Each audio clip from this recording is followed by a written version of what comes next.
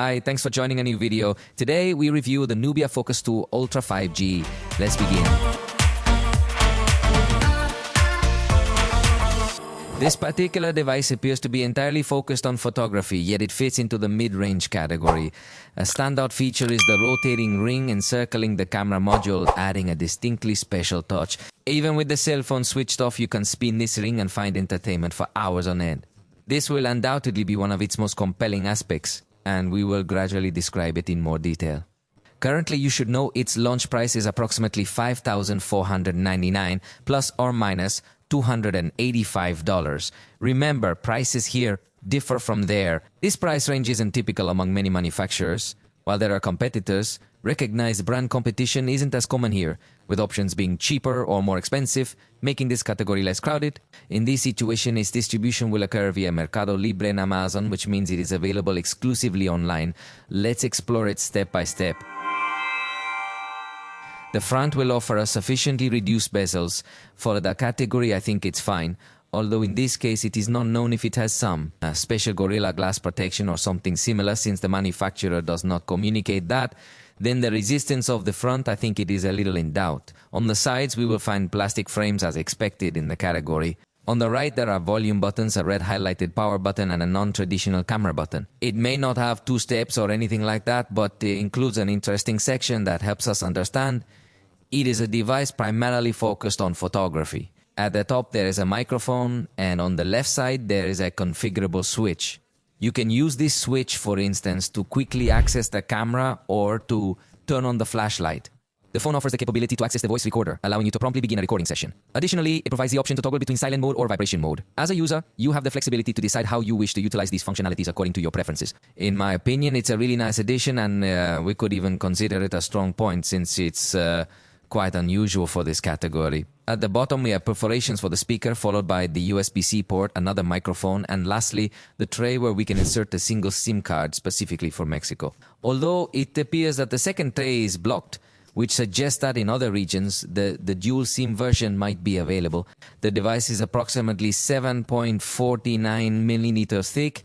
The manufacturer does not specify this information officially and has a weight of 196 g approximately. On the back, we find a cover that also looks pleasing to the eye. It has different ways of projecting light with a nice pattern. And of course, what is most striking is the ring that covers the mega camera module, which, believe me, looks more interesting than it is in reality.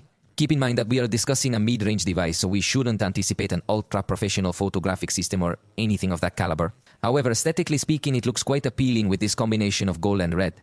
In this particular case, the device doesn't include any level of water protection, which leads us to notice that it might have certain weak points. This is because in this category, it's becoming more common to find devices offering some degree of water resistance. I have the Sunrise White edition, but it's also in forest green with a synthetic leather cover. It looks good but may lack durability. The screen offers us a diagonal of 6.8 inches with full HD resolution 1080x 2392 pixels. So it comes good in terms of the level of detail it is able to achieve. Multimedia content and text will look remarkably sharp. It's a screen that performs perfectly well and could be a strong point, as in the category we could still come across some devices with inferior screens. In this case, it offers us a mold technology for very high and intense colors and contrasts, although in this case it does not include different color calibrations to be chosen by the user, but at least it integrates a color temperature adjustment of the screen, which anyway I would keep it in the normal setting. It is a display that looks from this setting, but it does not satisfy users who want to choose perhaps more or less saturated colors. The peak brightness of the display reaches a remarkable 2800 nits, making it a display that truly. The display is quite bright, providing a vivid viewing experience. While the display does support HDR content, the implementation is somewhat basic. In my test, I found that HDR content could be enjoyed on YouTube, but unfortunately it wasn't the same for Netflix or Instagram, which didn't offer the same level of enjoyment. So let's say the experience on this display won't be the most advanced, yet it remains adequate for its range. Indeed, as I mentioned before, it might be a strong point when compared to some competitors because the minimum brightness is low enough to allow for a positive interaction in various lighting conditions. Anyway, remember that it offers a variety of eye care modes, including night mode, dark mode, and reading mode. Additionally, it includes the extra dimming function found in the accessibility options to further lower the brightness, so it will give us a comfortable experience. Finally, it has 120 Hz in its refresh rate, in this case with an automatic setting, or you as a user can set it to 60, 90 or 100. 20 to remain static to your liking, although the ideal is to leave it on the automatic setting, and if it will show you smooth movements, so it is a very good screen. In this device we will discover stereo sound, which is certainly good news. However, the implementation isn't quite as advanced as it might initially seem. The primary speaker located at the bottom will have significantly more power compared to the secondary speaker, which is positioned in the earpiece area for calls. As a result, the sound can be perceived as a bit unbalanced. Additionally, there is a very strong presence of the middle frequencies, which makes the sound less pleasant than one might hope for. Luckily, it features DTS sound with various presets. I suggest using the movie preset, as it greatly enhances audio quality, even without an equalizer echo. Let's hear a brief test, but keep in mind it's different from live listening.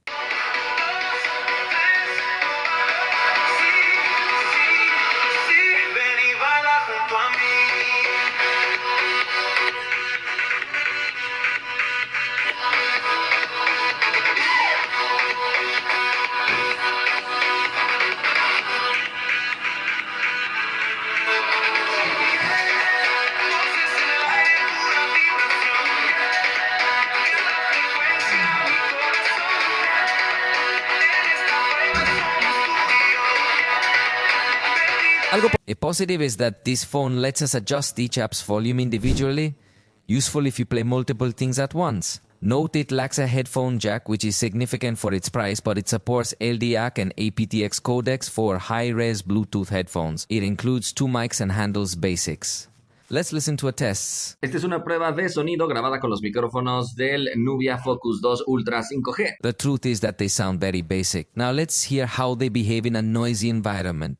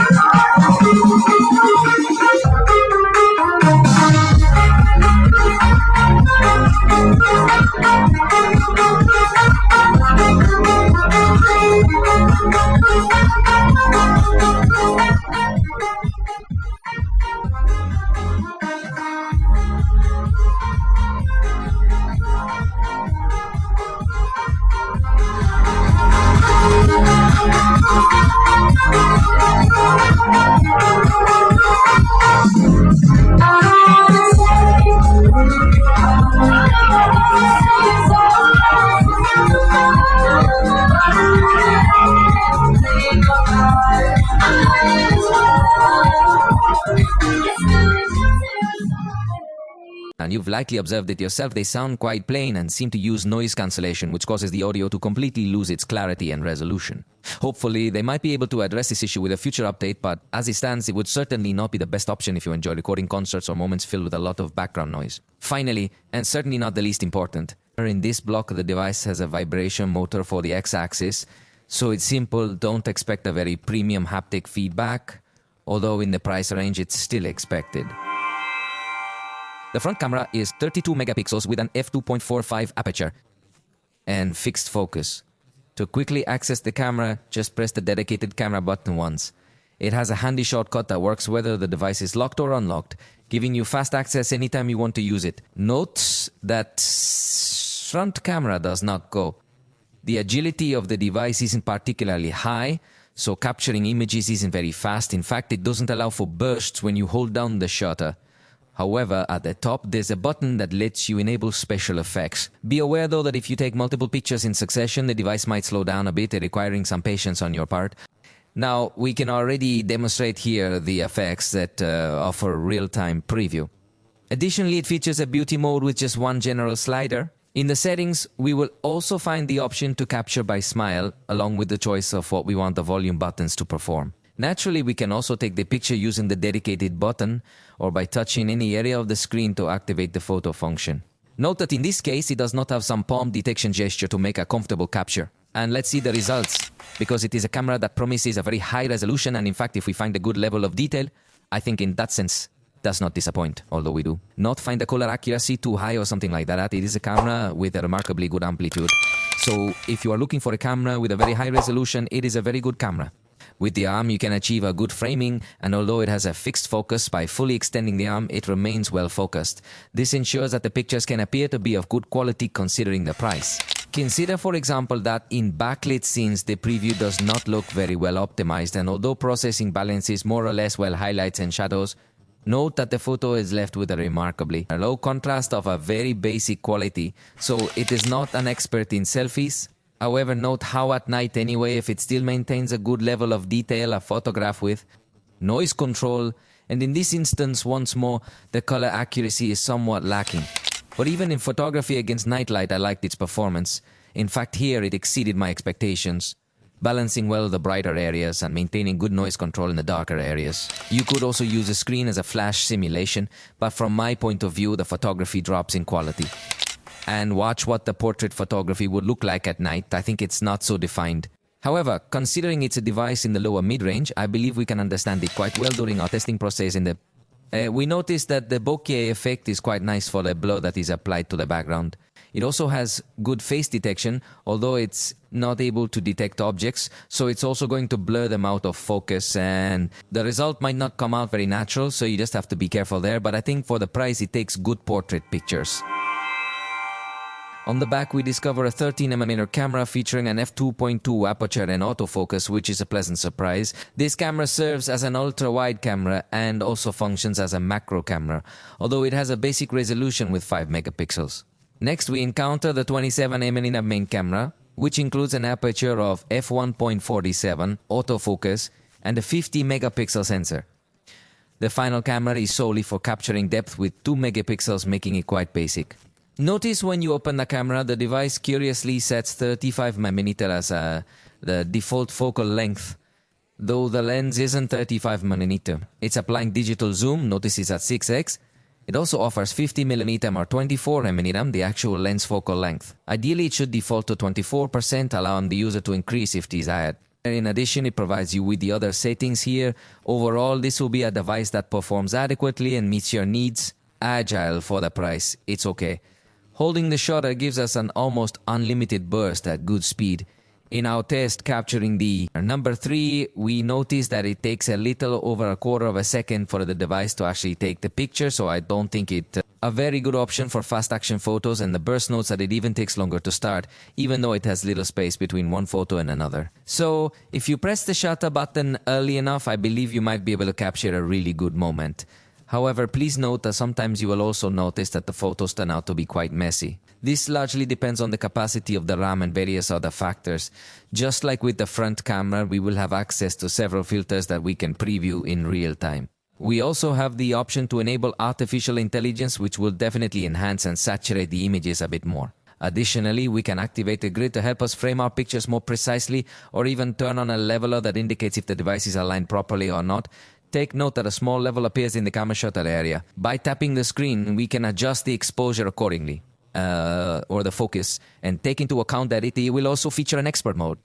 This mode will provide us with more parameters, allowing us to manipulate the shutter speed, which can get to reach 30 seconds. We have metering type, white balance, ISO up to 12,800, focus control, exposure compensation and interval shooting, locking autofocus, exposure and white balance. This means you have a multitude of buttons and options at your disposal to fully utilize. Now, right over here, the histogram seems to contain more detailed information for those who are more informed. However, it's unfortunate that it doesn't support capturing photographs in RAW format, something I would have truly appreciated, especially given that it's a device designed with a strong emphasis on photography. So it does give us good parameters, but it's a bit limited when it comes to more advanced photography. Over here is also a 50% megapixel mode that we'll talk about a little bit later, and see how the interaction with the ring is going to be. In this case, I'm turning the ring and see how the zoom level is changing. So by default, this is the movement that occurs. The only thing is that the switching between the ultra-wide camera and the main camera is a bit slower, so in this context, the experience isn't extremely fluid, yet considering its mid-range, we can come to understand it. Consider, for example, that if you are in expert mode, you can press the volume buttons to change the operation of the ring. It can be zoom or it can be effect, and note that in effect it will be applying some presets that we can get to have here of the different looks that we can select for our photographs. In fact, we can create a new look with our own settings once we've selected all these palettes as well. To achieve this, we can additionally utilize the camera analysis feature. By using the volume buttons, we have the ability to adjust and increase the zoom level to its maximum setting. The performance of the specific function that is assigned to this ring is quite interesting. When you think about it, within the configuration settings, we have the ability to adjust how sensitive this ring is. Interestingly enough, when the sensitivity setting is low, the movement becomes more precise and controlled. However, if you set it to a high sensitivity, you'll notice that with just a few small movements or steps as you turn the ring, you can quickly reach the maximum level of zoom. Personally, I find it best to keep it at a medium level. This way, it doesn't react too quickly or too slowly, offering a balanced and comfortable experience. However, this particular experience is possibly one of its most significant strengths due to the level of interaction we can engage in.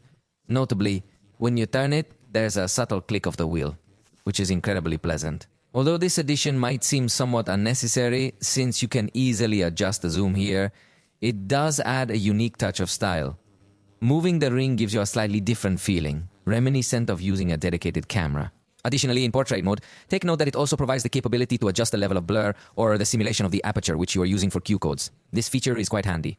Note that it perfectly identifies it from the main camera interface, although this must be activated in the settings as it is turned off by default. And with respect to the document scanner, it comes separately in a special mode called Document, which does allow us to use the ultra-wide camera so that you do not have to separate the cell phone from the table too much. And note that in this case, it automatically does the perspective correction and allows us to use the black and white profile or the enhanced color profile depending on what we want. So it's more or less advanced, but it doesn't allow us to scan to PDF or add multiple pages. So let's say it is average in terms of the number of functions, but fortunately the image quality is good for this type of activity. Now let's go ahead and take a closer look at the results. Here we are observing the ultra-wide camera, which provides us with a really quite low level of detail. It's appreciated that an ultra-wide camera is included, but since it is only 5 megapixels, it remains quite basic, suitable only for simple photo use, mainly for social media. Additionally, it has noticeable chromatic aberration at the edges, making it a fairly simple camera. Now look at the 24mm perspective, which would be with the main camera. The level of detail seems good enough to me, but we're also going to notice that in some areas the lens doesn't seem to have the best focus. You notice a little bit of distortions, which is not so nice, and especially in a device that has photography as a priority. Fortunately, it has a good contrast, which helps the photo look better. Now look at the 35mm perspective. In this case, it is not even a crop inside the sensor. That's why I insist that it should not be the default focal length, because if you take the pictures with 35mm, you will notice a slightly lower level of detail, although evidently as the image is cropped, you no longer see that there are some distortions at the edges of the lens. And here you have the image with 50mm focal length, which would be 2x zoom. Note again that it does not maintain 100% optical quality. It is a bit noticeable that it is a digital zoom, although for the category I think we could get to accept it more. Oh man. Now you are looking at the 72mm setting, which the manufacturer puts it separately as a 3x zoom, but again we don't see that it really maintains optical quality, although considering that it is a digital zoom and in the category in which it competes, we could understand it. But let's move on to another carousel so you can once again notice the quality of the pictures. The ultra-wide camera shows a lot of chromatic aberration, and the main camera has a lot of distortion, especially noticeable on the left side. Then we proceed to the 35mm crop, followed by the 50mm option. Notice that if there are texts present, I believe it optimizes them quite well, unlike some other areas that might not appear with as much definition. Here, you are observing the 72mm setting. Then there is the 120mm, which corresponds to a zoom of 5x. The maximum zoom it offers is 10x, which isn't bad. However, considering that this is a cell phone aiming to focus entirely on photography, I honestly expected something slightly superior. By the way, if you think the ultra-wide camera lacks quality and you desire a potentially better photograph, you might want to consider using the panoramic mode, even though you might lose some range. The main camera is dynamic, so note that some overexposed or burnt areas may appear, but at least the picture gains level of detail and does not have so much chromatic aberration. I think the ultra-wide camera isn't very useful here. In backlit situations, the preview isn't optimized, but it balances light and shadow well. Sadly, color and contrast lose intensity. The main camera does better, keeping color and contrast strong and balancing highlights and shadows effectively. In fact, when it comes to this aspect, I actually really like the camera. At the 35mm setting, the contrast begins to get a bit stronger, which darkens the shadow areas slightly. However, at the 50mm setting, you lose the good dynamic range and you'll start to notice that there are overexposed and burnt areas in the background. During nighttime, the ultra-wide camera performs, I believe, within what one might expect for this range. There is some noise present and it lacks a lot of definition. The main camera works very well in the light area, controlling this light source well, but unfortunately it sacrifices a lot of the darker areas that are very dark from my point of view. If you use the night mode, in fact there is not much difference, and with the 35mm setting we still see a very similar behavior. The same with the 72mm setting. If there is no light source inside the frame, the result is still good enough. It strikes me that it controls noise well with the ultra-wide camera. The main camera could be a bit overexposed, and with an image much colder than reality, then it struggles a bit to interpret the color at night, but still with the 35 and 50mm settings it still looks a good level of detail, even in these dark scenes. So I think the camera does not disappoint as such. Although being a cell phone that is 100% focused on the camera, I expected a little more. And notice how in motion scenarios, the ultra-wide camera behaved well, the main camera as well. At times it can overexpose the images a bit. With the 72mm crop, we could also say that it did well, but notice how there was a moment where the picture simply came out in color. Black, and then it ended up coming out completely overexposed. Therefore, when taking very fast captures, the device's performance decreases after several photos, which we might understand since it is a mid-range device. However, I must emphasize that because this device aims to focus entirely on photography, I believe they could pay a bit more attention to these small details to improve them. For macro photography, this is as close as you can get to small objects. Here, it helps a lot to have the 35 and 50mm crop to be able to access a much higher level of detail, nothing more than the ENF. It's quite precise thanks to the lens aperture. However, using the ultra-wide camera with macro functions, in my opinion, the image isn't impressive, so I don't suggest using this camera for photos due to poor color quality. Take note of the difference when using the 50mm crop with the main camera compared to using it with the 35mm distance. In my opinion, macro photography appears much more appealing when taken from the main camera, and in this aspect, it provides excellent image quality. Additionally, device features a 50% megapixel mode, but be aware that the level of detail is actually quite low. Even though the photograph technically contains that many pixels, the image itself does not appear as sharp or as detailed as one might anticipate. And for portrait photography, despite the fact the device integrates a depth sensing camera, we noticed that the performance was actually very basic. For starters, it does not allow us to use the 35 or 50mm perspective, which would give us a much more professional perspective. We also noticed that it has a low dynamic range. We noticed how the sky appeared completely burned out, and to top it off, it is not able to keep objects in focus. So, I believe we can conclude that the portrait photography performance is somewhat disappointing for a device that aims to gain popularity in the field of photography. When it comes to video recording capabilities, this device is able to capture videos in up to 4K resolution at 30 frames per second using just the main camera. Alternatively, it can record in full HD at 30 frames per second with the other cameras. Unfortunately, it lacks the ability to record at 60 frames per second, which means it doesn't quite meet expectations for such high image quality. You'll notice that the default focal length is once again set to 35mm, which the manufacturer has chosen for some reason. If we choose full HD, we will now have the opportunity to access not only the standard camera but also the ultra-wide camera, and in addition to the beauty effect that we can apply while we are recording. Here again we can turn the stabilization completely off or on as we like. And when we start recording, notice that we have this slider for zooming, but it doesn't do dynamic switching between cameras. Also note that if we already start video recording, the ring stops responding to the zoom, so it doesn't make too much sense. If we stop recording, it looks like we can manipulate this aspect with the ring, but it is a bit strange behavior. We can also take pictures while we are recording, pause and resume the content, and even turn on the flashlight, in this case without intensity adjustment, but we do not need to cut the recording. We can't rotate to the front camera either, so again the operation will be basic. But interestingly, if we can access within the expert mode to video, then we can, while we are recording video, manipulate the shutter speed, white balance, ISO, focus or compensation, and lock other parameters. The truth in this sense does offer a remarkably advanced experience for the category, where virtually no device lets you have manual parameters for video recording. Check out the image quality of the ultra-wide camera. It's quite basic, and sadly the focus seems a bit fuzzy, which causes it to get lost at times. You certainly can't highlight this as a positive aspect. Now observe the result with the camera. The main camera, even though it can record in 4K, you notice a kind of mosaic or pixels, and this is because it goes to a bit rate. Too low, so it is positive that it allows us to record in 4K, but in reality the image does not look so sharp or so well defined. Fortunately, the colors behave well, but notice the result in backlight. Again, the ultra-wide camera loses a lot of focus. It's going to completely burn out the background, so it doesn't have a good balance of highlights and shadows. The main camera will also lose a bit of focus and will also overexposing the brightest areas, giving a very basic result. And notice how at night the ultra-wide camera becomes filled with noise and grain, resulting in poor image quality. Really very bad. Obviously, shooting with this camera at night is not recommended, but fortunately, the main camera I think manages to pick up a much greater amount of light, although still with noise noticeably present in the darker areas. But if you're focusing on well-lit areas, I think it's good enough to get a lot of light, still a good enough level of detail.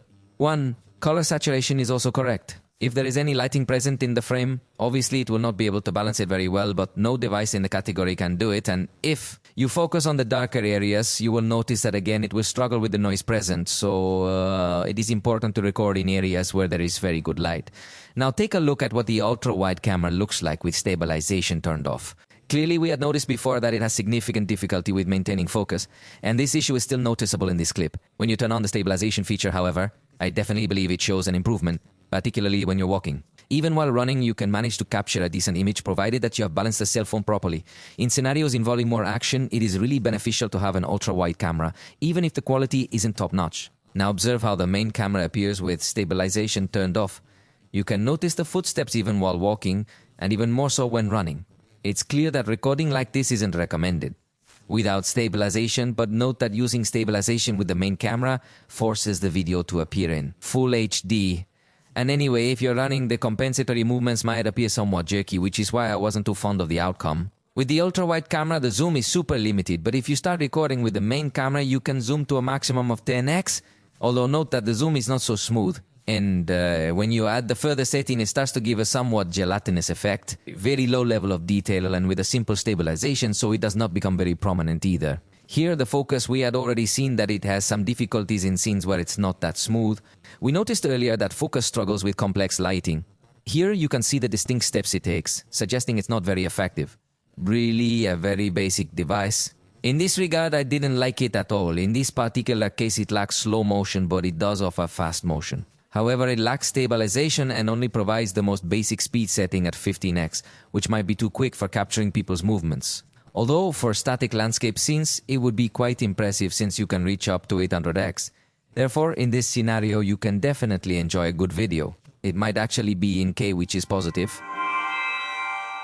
The front camera result is basic. It lacks stabilization, is in full HD and has low dynamic range, causing constant burned areas. It appears simple and even looks low bitrate, definitely. Not recommended for recording blogs or something similar. The image quality is very simple. At night it does not manage to represent the color in such an accurate way, but honestly I was surprised that it controls noise well. It does not. Seemed to me such a bad image quality. In the day I think it had greater difficulties, but at night it can get to record a little better, which is a good surprise. Finally, it also offers support for dual recording mode. Keep in mind that you can move the frame wherever you desire. Additionally, there is a button that allows you to switch between the cameras. If you want one of the cameras to be the main focus, you can do so without any issues. You can even do this without interrupting the video, and you can smoothly transition to a split screen mode. It does not cut the video as well as rotate the image. Note that you can not zoom, but at least if you keep the autofocus enabled, then I think that in this sense, if you get to highlight enough. As part of the software, we will find ourselves with Android 15, and in this case running on the MyOS 15, the operating system used by both ZTE and Nubia. Unfortunately, the manufacturer does not have any promise of years of updates for this device, so we could only say that it will receive security patches. The level of customization, note that it offers us a center of 3 themes that we can choose depending on the aesthetics that we like the most. There is also a section of wallpapers that allows us to access a function called Super Wallpapers, which is not usual in smartphones, and in this case you will see that it is synchronized with the smart ring. Then note that we could get to play with this ring. Then it can be a fun touch also while we are waiting without the need to directly run a game. Let's apply it so that you yourself realize We go to the home screen and our game is ready. Whenever we're bored, tap here to play with the back covering. It's one of the best, very original features, and it's quite comfortable. Here, we have another one of the games that are available for us to play again. Watch could also become confused with the elements that are above the screen.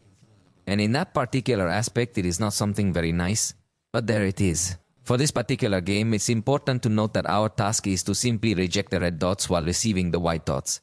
It's quite enjoyable in terms of the level of interaction that we get to experience. This small detail, I believe, will definitely be a strong point of the cell phone, because it provides an experience that some other devices don't offer. They are simple games, yet they have a very appealing touch that I personally liked a lot. There are many wallpapers here to choose from, offering a nice variety. We can also customize icon shapes on the home screen, including applying certain color to all the icons so that they are painted like the system, although with exceptions so it doesn't look so uniform. There is a feature called Super Lock that is going to allow us to have a different wallpaper on our lock screen every time we are activating the cell phone. It's something that I personally don't really like all that much, even though in this particular case at least they are landscape images. They aren't as random as the images you find in other phones. Then take note that for the lock screen, we have the option to customize the style of the clock that appears, choosing between a digital or an analog one. However, we can't do much customization regarding the color, typography, or other details. We can simply display a step count and that's it. It also allows us to customize the speed of the system animations and finally select the color palette and the shape that the entire operating system will have. For the main screen, we can choose whether we want the application drawer to be present or prefer all applications to be present on the same screen. And also present is the Z board, which is this first page where we are offered some recommended news or shortcuts. But I see it more as advertising than as something useful, so you can get to disable it if you want. The device also includes the function to keep the screen on while it detects that you are watching it, although it can consume a little more battery. But it is useful for certain scenarios. I'll remind you that you can customize the sensitivity of the rotating ring, which interestingly you're also going to be able to take advantage of it within the timer app. Notice that by turning the ring you can also adjust this number. It's another interesting little detail. We can also configure the behavior of the photo key. Note that you can also use it to start the voice recorder or turn the flashlight on or off. So if you don't want to take advantage of it for photos, it has other uses. Fortunately, that helps you and gives you more versatility, because when you combine the button with the switch, you have already created a wide range of options.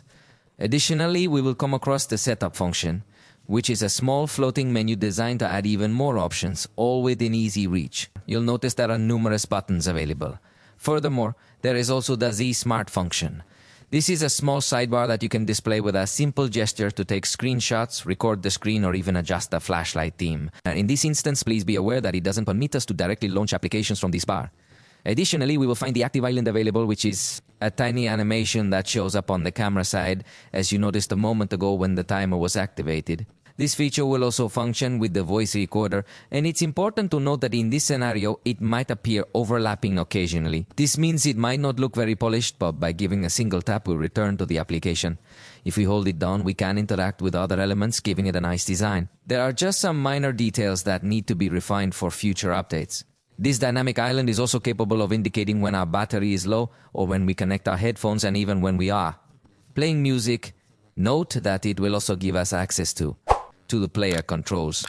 It also supports some gestures to more easily activate the device, or for example, slide 3 fingers to take screenshots. By the way, it can also take long screenshots like virtually all Android devices, and includes here an easy editor to censor content. It introduces advanced gestures like shaking it on the lock screen to activate the flashlight.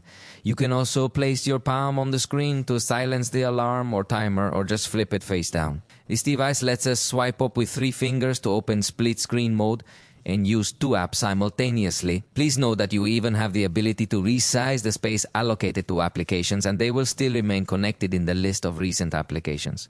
It seems to me that the operating system is quite suitable for a mid-range device. It has its attractive features as well as areas where there is room for improvement. When it comes to features related to artificial intelligence, Nubia provides some basic yet very useful options. We have AI translation available during calls, and simultaneously it will transcribe the conversation you're having, allowing you to read it through chat bubbles. Here, you just need to choose the language. Unfortunately, Mexican Spanish is one of the options available. Additionally, you can also pick the voice that will be used for translating into the other language. You could also mute the other person's voice to only listen to the machine translation, or you could also mute your microphone so that the other person does not hear your original voice, but only the translation. Notice that when you enter a call, this artificial intelligence button will appear. Then we can simply click on it to start the translation. So let's try the translation first. In this section, we are going to choose the languages that we want to use, specifically in this particular case. I'm going to select that I'm speaking English, but unfortunately in this case we've been testing and it hasn't worked. On other Nubia devices, this feature does show us the transcript. It also speaks the translation. Ah, look. It just reacted. Let me give it a try then. Seriously, hello there, I'm currently speaking in English. Well, we're definitely coming to the realization that this is a feature that's not going to provide us with good performance on this phone. I attempted, but it's quite slow, and I never got the translation of what my partner said, which is really unfortunate. Luckily, it didn't help in this situation here. Additionally, it incorporates a feature known as dialogue translation. This isn't just any translator, it also offers a view mode on each side, allowing for a more interactive experience. However, it's important to note that this translator needs an internet connection to function properly. Moreover, similar to other Android devices, it comes with Gemini, which serves as the assistant, providing further assistance and functionality. Google's Gemini is an AI assistant that lets you start voice chat, call, or share your camera or screen to discuss what you're viewing. Something quite advanced, honestly, but I insist. Available on all Android devices. In terms of security, we'll find a fingerprint reader inside the screen. It is optical as expected in the range. In fact, in the range, there are still some cell phones that have readers outside the screen, so it gives a modern experience. Even though it is optical, it doesn't provide an immediate response or anything like that. However, it does allow for a maximum of 5 records, which is quite good. And since it is integrated within the screen, it gives us the ability to adjust the animation, enabling us to select one that we prefer more. And it also has a quick launch option application so that without releasing your fingerprint, you can scroll to some shortcuts. One time you release your finger, you can access very quickly to these applications. In this case, you can select any application that you decide. We will also find the facial unlock, but it is only in 2 dimensions, so it is not so recommended if your priority is security. We will also find the app called My Vault, which serves as a kind of secure folder and app lock at the same time. You can files and favorite applications on the device. Not limited to files, but you can also store applications on it. This means that you can import files and the applications you use most likely device, ensuring they are accessible media. It's really convenient to have files in your app store on the device. If you store passwords there, then it is a secure environment that gives you a little more privacy. The device also integrates the option to duplicate applications, although in this case limited to social or messaging applications, but at least there is this option. The implementation is very basic, so it has no more tools other than those developed by Google as Play Protect, the Find My Device feature, and Extended Unlock, among others. That I tell you in a video that I leave you in the description in case you want to know the rest of options. But remember that those are developed by Google and are available on all devices. Android mobile devices. The battery's capacity is 5000 mAh. In theory, it should give us a performance similar to the rest of devices, but in my test it went a little long. It seems to have a battery closer to 3800 mAh or something like that.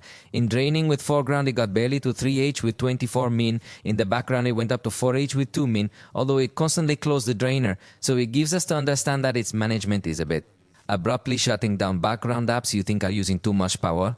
And despite this rough management, we see that the device still doesn't have a very outstanding battery life. In my test playing YouTube videos with the screen brightness at 50%, it reached barely 10H with 32 min. Completely disappointing.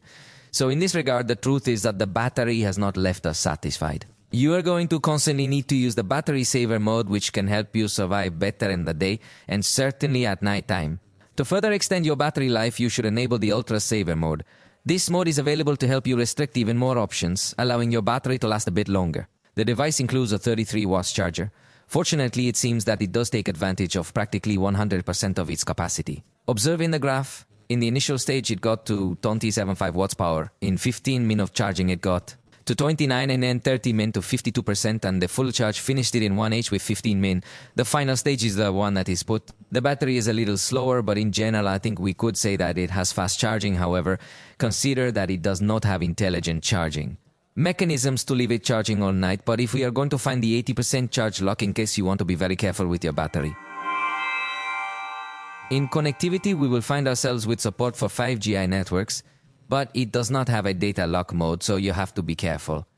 Note that it has Wi-Fi 5, so the download speed will not be exceptional or anything like that. We will also find Bluetooth 5.0. It is not the latest, and fortunately, if it comes with NFC so you can make mobile payments, this is a good addition in the segment as not all offer it. It also offers OTG support to connect some accessories to it, although it doesn't have MHL, so you can't project your screen via cable, but it does wirelessly in a mirror mode with the ability also to hide notifications for a bit more privacy when doing these projections. It will also offer Android Auto both wired and wirelessly. And as for the built-in sensors, it includes an accelerometer, a geomagnetic field sensor and orientation features. Additionally, it has a gyroscope and a physical proximity sensor, making it quite convenient to use.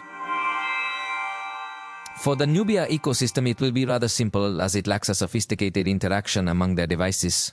Actually, at least in its store located in Mexico, it doesn't provide a wide variety of accessories. However, in other parts of the world, you are likely to find them. I would like to see a little more, at least in terms of headphone variety. In this case, there is the Nubia Pad Pro that I will make video of soon and its stylus, but I insist that it will not offer us an advanced ecosystem of many devices that interact perfectly well with each other. It all practically depends on what Google has managed to do. Then we will find Quick Share, Google Fast Pair, Google Drive, Google Home, Google Play. The most it offers you is its own web browser, and it does it simply to be able to display advertising, so it is not something that is going to be useful or improve the user experience. The ecosystem is definitely one of its weakest points. Let's test the Nubia Focus 2 Ultra 5G with the Unisac T8100 processor. It is a 6nm processor whose maximum frequency of its group of 4 cores is 2.21 GHz. In this case, it took 3.3S on average to open each application. I think it is a good enough time for the range. Obviously, the Unisoc processor still does not give much confidence to many people. But in this case, I think it is up to what one would expect in the range. Obviously, it won't be something extremely powerful or anything like that. However, it's important to note that when testing the RAM, we noticed that it doesn't manage it very well. There are 8 GB of physical RAM, which I believe should perform much better. Take into account that while some applications do not restart, others will reload when you return to them. Therefore, it's not the most pleasant experience, and you should just consider that aspect. I believe you could probably keep around 8 apps open simultaneously while still maintaining decent performance. However, if you have more than that, you might experience some restarts like the ones you saw earlier. Now, observe how it performs when scrolling through the apps. I think it's not the quickest at downloading content due to having Wi-Fi 5, but I still consider the experience to be quite satisfactory, even though there is some occasional movement you might notice at times. Although it loses fluidity, I generally don't think it freezes. However, it is important to understand that the processor isn't highly optimized for certain applications. For instance, when using Snapchat, you'll find that some effects cannot be previewed in real time. While some effects work fine, the heavier ones present challenges. These demanding effects can make the device struggle to run them smoothly. You might observe that the device becomes slow and unresponsive during specific instances. I must emphasize, though, that this primarily occurs with the most complex effects. Curiously, the simple effects don't. It is not going to be able to process them in real time, at least in this application. Note that in addition to the 8 GB of physical RAM memory, it has the option of another 12 GB of virtual RAM. It seems to me an excess, and you already realize that even having this option enabled, the device restarts applications, so it is not useful. Regarding the storage, we find 256 GB, capacity that is really very good, and in this case gives us some tools to know what it is being used for. There's storage, but it lacks too many cleaning tools. Consider that it does not. Insert a micro SD. Now, let's review how is the speed of this storage, because the capacity is very good, but the speed will surely not be that high. Notice there is the read speed, which is 875 megabytes per second, and writes 778 megabytes per second, really showing that the storage unit is not that high. But let's get down to a real-life test. Let's export. We are utilizing clips that were recorded with this video in full HD resolution. Please remember that the entire video has a total duration of 1 minute. We are indeed using clips that were recorded with this video. In full HD, it took 38s. Once again, it has been clearly demonstrated here that this device is neither very powerful nor particularly fast in its performance. When it comes to gaming, we won't find any unique suite here. Keep in mind that Nubia has other gaming devices specifically designed to provide a more advanced suite for gaming enthusiasts. In this instance, there is no dedicated game center, not even as a direct access option within this section. We lack many tools, but let's check Call of Duty. By default, it's low quality at medium rate. We can increase quality to medium and rate to high. So when it comes to graphic compatibility, we can confidently say that it is quite acceptable for a device that is not primarily focused on gaming. Despite this, users will still find that it provides a good experience overall. I believe it meets expectations, although you should consider that when recording the screen, the device might become slower or its responses might feel clumsy. Therefore, it's clear that this is not a cell phone designed specifically for gameplays. However, overall, I think users will find the experience to be positive, especially due to the good temperature control it has demonstrated. Then we play PUBG.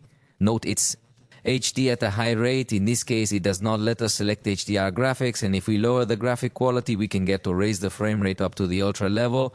With this, the device gave us 30 frames per second, so it is nothing too outstanding. But again, when recording gameplays, you're going to notice that it gets a little more clumsy. Then it is very clear that it is a cell phone for casual gamers, but if you are a dedicated gamer, you will find many more options, much more powerful. Then we played SpongeBob with a medium resolution and quality going up to 60 frames per second. In this case, we did not activate the smoothing, and evidently it is a slightly more advanced. Game that gets slower, especially when recording the screen. If you do not record the screen, it does not go bad, but consider that it is not capable of getting up to 60 frames per second. So considering the range, here if we could find something a little more disappointing for the most demanding gamers, it will not be a device that can provide you with a game running at very high frame rates per second. Last but not least, we played Asphalt. In this case, we went up to 60 frames per second and kept the rest of the settings at default. And it seems that, yes, it was able to get to 60 frames per second with a bit of jitter. Overall, it maintains a good performance. But remember that in a basic graphic configuration. So it is clear it will not be a device for gamers, but casual gamers, I think they will enjoy a good experience. It does not freeze at any time, even though it's clear that it won't provide you with access to extremely high quality graphics, including special effects, blurring, and additional features that you might discover in other devices, including those within the same price range, which are slightly more geared towards gaming. In conclusion, for a device that wants to focus on photography, I think it has not left me a feeling as good as the one that left me at the time, the Nubia Focus Pro, that is. I do not consider it a worthy successor of the last generation that gave us a short distance zoom of very good quality. In this case, the short distance zoom is not good, much less the long distance zoom. But a very attractive feature is the rotating ring on the back. The experience is quite pleasant. You could even use it as a stress reliever. Naturally, it can control zoom and adjust the blur level in portrait photos. Even the timer setting, and it even brings mini games for the home screen that you can play effectively by moving this ring. That's an event. Very nice. It's going to be unique in the industry, which might make it stand out. The screen is excellent, but clearly the performance is somewhat more restrained, supposedly because the focus is intended to be on photography, and that's where my issue lies. If the goal is indeed to concentrate on photography, I would have appreciated it more. A more appealing outcome in photography. The ultra-wide camera, despite having autofocus and being 5 megapixels, isn't a very enticing feature, along with the depth camera. It isn't truly utilized to its full potential, as portrait photographs don't come out with such excellent detection as one would hope. In the foreground and background, it seems the Nubia Focus Pro is a better choice for quality pictures. We've reached the end of this video. If you liked it, let us know. See you next time.